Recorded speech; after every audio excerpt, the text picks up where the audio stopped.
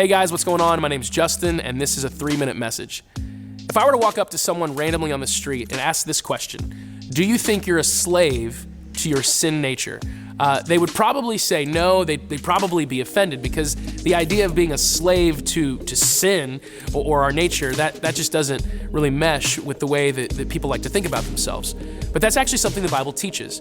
For example, in Romans chapter 6, verse 20, it begins by saying that when we were slaves to sin, meaning that apart from knowing Jesus, before we had a relationship with Jesus, we just couldn't help doing whatever our human nature wanted to do. We couldn't help being selfish. We couldn't help doing things that maybe harm other people for our own benefit. We were slaves. And it's interesting because even though that might be an offensive statement to a lot of people, we actually hear that idea echoed constantly in our culture. Think about how many times you've heard someone say something like, I can't change the way that I feel.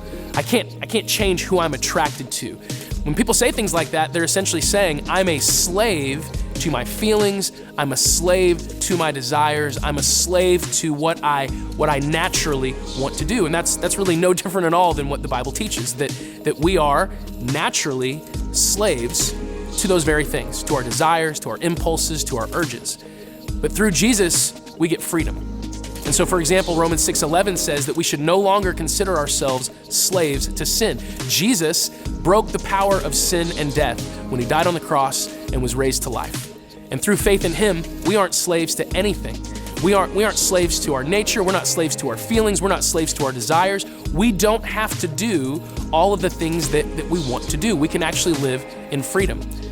And so if you belong to Jesus, just know that you're free.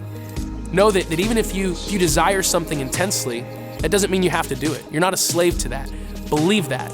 Believe that you're free. Believe that what Jesus did on the cross has freed you to live the life that you're capable of, not just the life that you feel like living on a day-to-day basis. Thanks for listening. This has been a 3-minute message.